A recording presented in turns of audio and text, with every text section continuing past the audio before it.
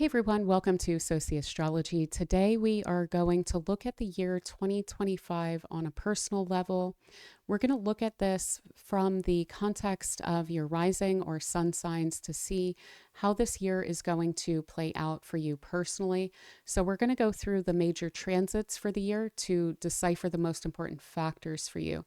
So we're going to look at Pluto in Aquarius, which has just permanently moved in November, and look at how that's going to play into the fact that Neptune, Uranus, and Saturn are all changing signs this year. So they're going to be in different houses in your chart than they have been for ages.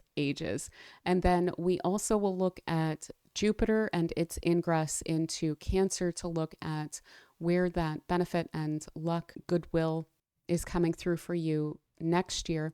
And we will also look at this big epic Mars retrograde process that we have just started going through and will be playing out for the whole first half of the year.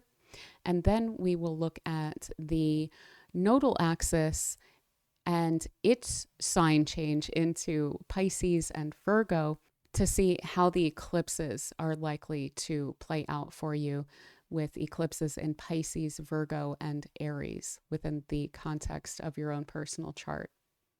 So this should play out. This should work perfectly for your rising sign. It could probably also hold for your sun sign as well, but also for a detailed description of what to expect in the coming year, do feel free to book a personal reading. What I do is I look at your natal chart, I go deeply into all of that, but then I use a lot of different timing techniques to see which eclipses are most likely to play out in a very poignant way for people. Whether or not their zodiacal releasing indicates that certain alignments are likely to play out and manifest in a specific way or not, and all of the transits to your own personal planets and so forth. So to really dig into this, I definitely recommend a personal reading, but this should hold really perfectly for your rising sign, and it will probably also apply for your sun sign as well. Additionally, for a mundane astrology general overview of the coming year, politically, historically, socially, I just published last week a really epically long video about that. So if you have the time and you are interested in how this year is also likely to play out on the world stage, I recommend checking that out too. And other than that, if you are new here, do please consider subscribing for future videos. I do topics like this, so the mundane astrology on the one hand, and then I tend to look at the exact same alignment or time frames from a personal standpoint and take it through all of the signs. So if that's something that is of interest to you, then do please feel free to subscribe. I would love to have you here for future videos. And if you don't mind hitting the thumbs up button, I would greatly appreciate that. It helps the video to spread around. It helps the channel to grow. So I am deeply, deeply grateful for all of that. And without any further ado, let's get into your reading. For Sagittarius, we have Pluto in your third house. We have Saturn and Neptune moving into your fifth house, and Uranus moving into your seventh house. So Pluto in the chart by transit tends to bring a lot of transformation, some major deep changes, as well as power dynamics, challenges that cause you to change something up. So with this taking place in your third house, this is the place of community, of your locality, of learning and education, of communication, of localized travel, your daily connections with people, and so on. So there's likely to be a lot of changes around that, and that can take place in the context of how you're feeling about where it is that you're living and what it is that you're doing day to day. This could also have you encountering relatively powerful people within your community as well, and potentially feeling at a certain point like there are some interesting power dynamics that are arising within those relationships. Additionally, you could have a major influence over the people that are around you, the community around you, Your communication is likely to come across as much more powerful, and you may feel that you are outgrowing a certain place or certain people as well. Now, that is playing pretty strongly as well into Uranus moving into your seventh house. So, Uranus also brings major changes. These are typically a little faster, a little more surprising. We also run into a lot of fascination and interest when it comes to Uranus. But the changes that come along with Uranus can be pretty extreme and rapid. So this can feel at times like chaotic change or like things are just completely up in the air. But with these two together, this is playing out in your house of relationships, partnerships, even legal matters and things like this, other people. So we're seeing a lot of energy of change with regard to your day-to-day relationships, the people that you're dealing with. So again, we're likely to see a huge turnover when it comes to the actual people that you are interacting with. Now, this could also be changes within those people, noticing that the people that you're interacting with themselves have changed in some way. And of course, it'll be up to you as to whether you feel like you're still in alignment with those people and you want to grow with them, or that you feel that they are changing in a way that is having you grow apart.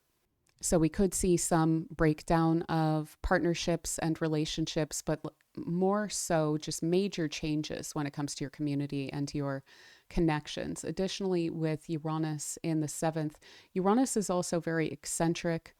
It does things its own way. And so you could be bringing in some new people to your life that are themselves pretty eccentric, that hold some very interesting, fascinating ideas that are outside of the norm.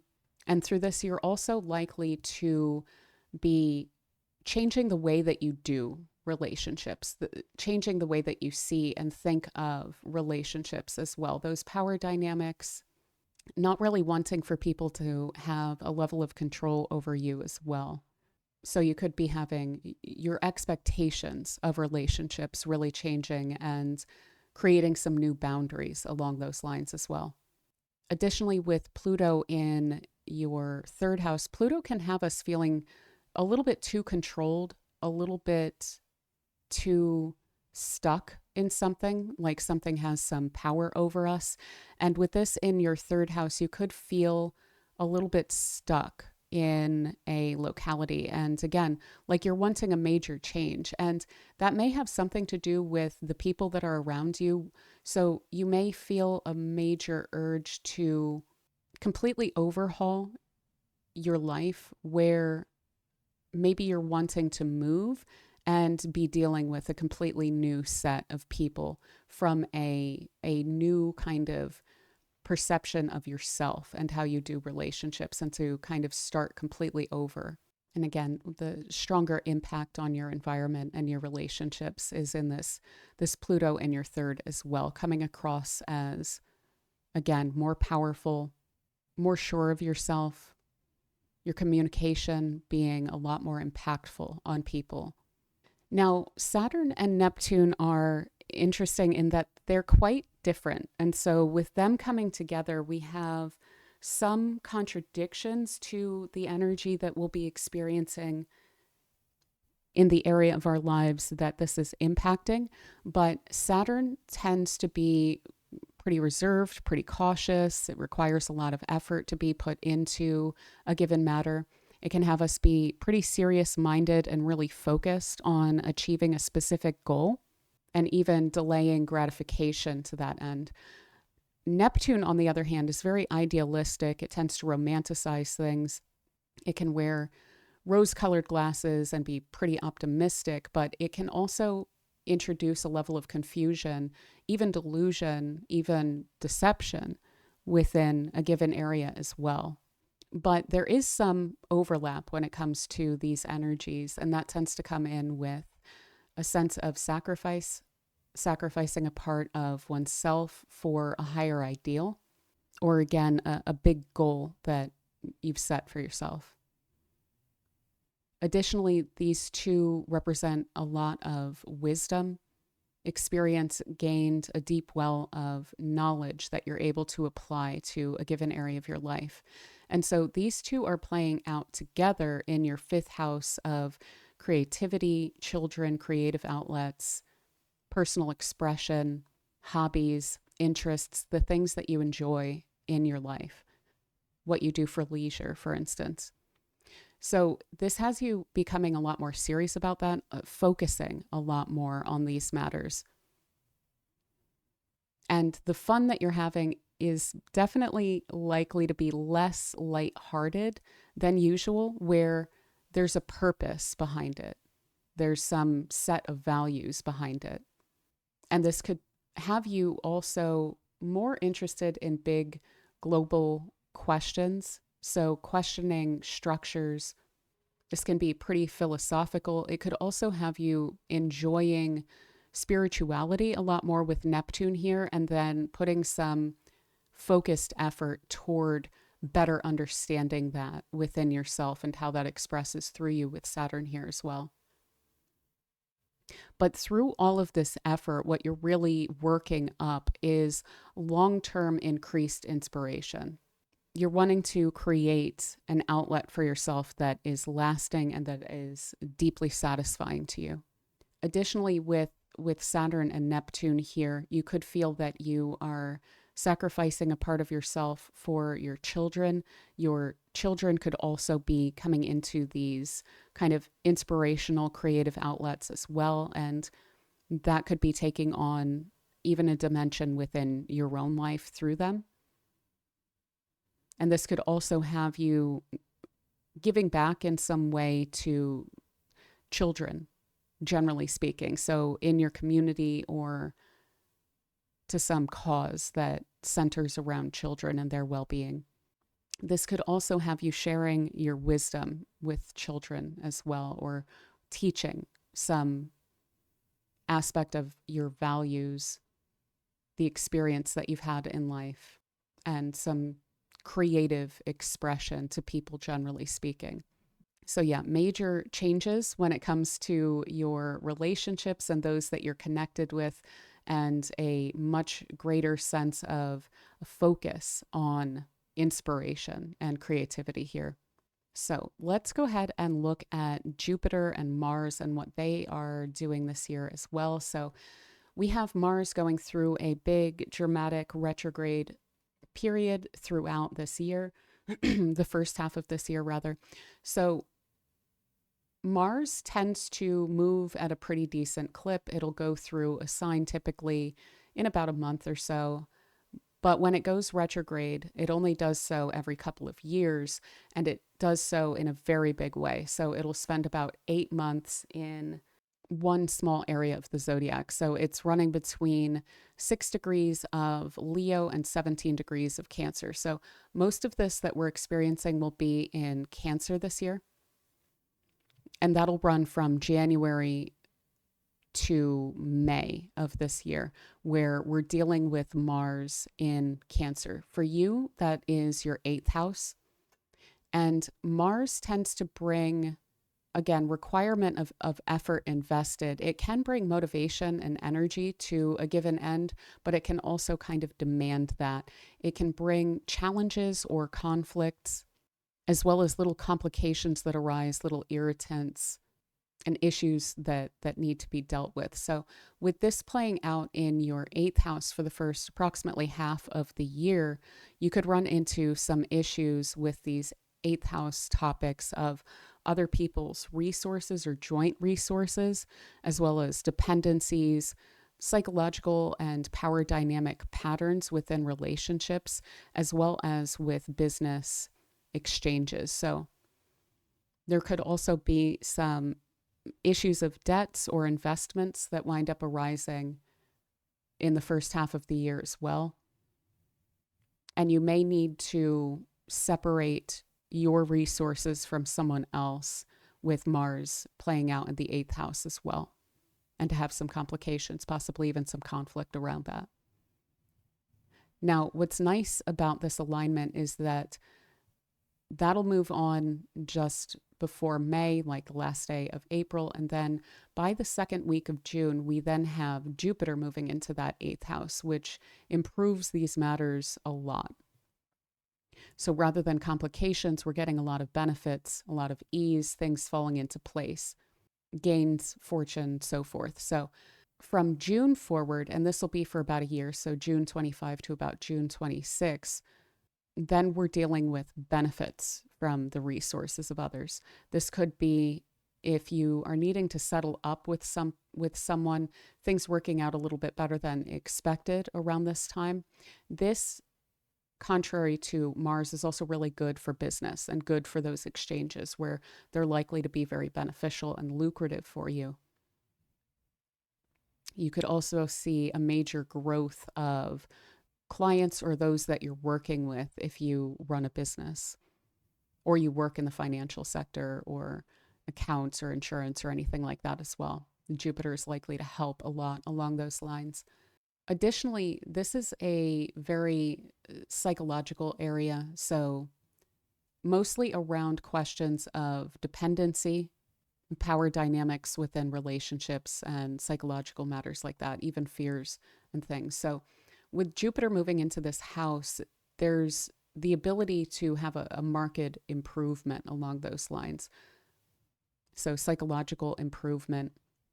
You may wind up then learning a lot about psychology as well, and learning more and applying that understanding to the power dynamics within the context of relationships, especially if you've had a falling out with someone recently. This is really understanding those lessons and applying them going forward, and getting some benefit out of whatever may have occurred recently. This also protects from worst case scenarios. So if something's been a little bit wonky and you've been worried about a specific type of fallout or some sort of worst case scenario, if this Mars here has had you catastrophizing it all, this offers a lot of protection along those lines. So I would not worry too much from June forward. Now, additionally, with Jupiter moving into here, we could see some increased triggers because Jupiter tends to make things also bigger. So it could come to your conscious awareness that there's a trigger that is being experienced that's bringing up some kind of a fear. But the reason for that is with Jupiter always for the sake of benefit. So this could spur on, if you're aware of this, then personal development along those lines and being able to clear that up for yourself. This is also, as I mentioned, a financial house. So this could have you improving your financial situation, especially, again, if you have any joint finances or any debts or things like this. You could see a great improvement along those lines. Now, then what we have as well around the May-June timeframe is Mars moving into your ninth house then, once it moves on from Cancer and moves into Leo. And this could bring some of those issues that Mars brings of potential conflicts or challenges, of the requirement to put more effort into something, little irritants and things like that, difficulties into the ninth house, which represents higher learning, travel, foreign themes, worldview, spirituality, philosophy, religion, things like this. So you could run into some clashes along these lines with people. I would watch out for that a bit so that it doesn't snowball into something more than you're bargaining for. But also, if you need to travel around the May-June timeframe, I would just be a little bit extra cautious and careful because you could run across some unsavory people or some complications. And if you're able to delay that, I would recommend that as well. So let's look at the eclipses that are coming up. So we have the nodal axis is moving into a new sign. The nodal axis always runs in retrograde motion, so it always goes clockwise around the chart, which brings it from Aries backward into Pisces. The planets typically move counterclockwise. So what this represents is the intersection of where the sun, of course, moves toward the northern hemisphere and then toward the southern hemisphere throughout the year, defining our seasons and so forth. So the moon also does that, but monthly. And there's a couple points each year on either side of that where those intersect with each other that result in eclipses for us during the new and full moons of that season. So we're being oriented from Aries and Libra season into Pisces and Virgo season, which is aligning with your 4th house and your 10th house. Now, early in the year, because this is still really close to the cusp of Aries here, we are actually catching one more eclipse in Aries, a solar eclipse that's taking place on March 29th. So that'll play out in your 5th house and will bring up again for you, similar as has been occurring since about 2023, changes within your relationship with children, or it can bring a profundity to your perception and the significance of positive and fun experiences in terms of hobbies or sports or creative outlets. And you could even be developing new hobbies, new creative outlets along those lines, again, in the springtime toward the end of March here. Now, from that period forward, then, what we're dealing with this year is just Pisces and Virgo. So we have the North Node in your 4th house, which is orienting you toward matters of home and family for the sake of your own growth. And it's bringing up some changes along those lines. It is also similarly bringing some attention to your career or public sphere, reputational sector, but it's encouraging you to release along those lines. Those changes are likely to redefine the significance of this area within the context of your life as well. So this can have you refocusing on or even outgrowing home and family matters or a living situation. You may feel the need to make changes along those lines because you feel that you have matured out of some sort of a situation. There could be a need to redefine the terms of a family if they're not working for you anymore, if they're not contributing to your growth. Additionally, you could then be needing to release certain aspects of your career and your life direction. This could be a reorientation towards something different where you're releasing one thing to gain another within the context of this house as well. And a reorientation of your career to better suit your current values and your current level of maturity and development to continue to stimulate your own growth, your own maturation process throughout your life as well. And this also emphasizes work-life balance. So questions along those lines will definitely be arising around this time of that.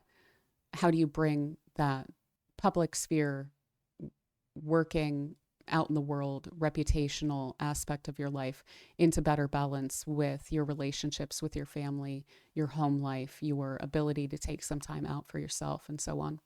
This also indicates a pretty significant year coming up because of the fact that these are what we call angular. So because you are Sagittarius, this brings into sharp relief the eclipses that are arising, and especially if these are close to any of your planets or making any major aspects to your chart, the nodal axis or the eclipses that are arising, then these are likely to be pretty profound and pretty all-encompassing changes within the context of your life. So for instance, a home change that therefore requires a career change, or vice versa, and how that kind of shakes up really your entire life. So yeah, some very major changes coming up in 2025 here. So I think that that is most of what I wanted to cover for you, Sagittarius. So with all of that said, I hope you have an absolutely beautiful year. And again, if you want to go into this in more detail, do feel free to book a personal reading. I would love to look into how all of these transits are playing out in your own individual chart. And again, if you don't mind hitting the thumbs up button, greatly, greatly, greatly appreciate that. And feel free to subscribe for future videos. I would love to have you here. And yeah, other than all of that, I again hope you have an absolutely beautiful year. And I will talk to you all soon. Be good. Bye.